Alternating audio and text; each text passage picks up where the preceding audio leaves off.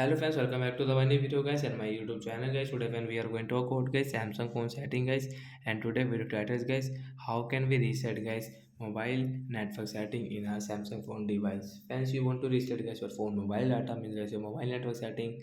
Well, how can you reset today friends? I will show you, I will tell you guys. So first of all guys, you will have to on guys your phone setting guys. So guys, we will on it.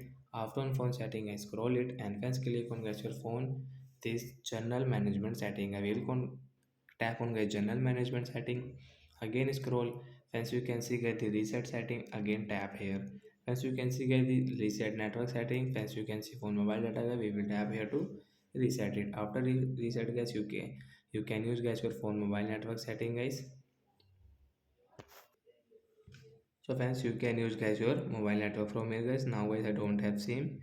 So after that guys, you can on guys your mobile network setting guys, and you can use it. So that's it guys, thanks for watching the video, bye bye guys.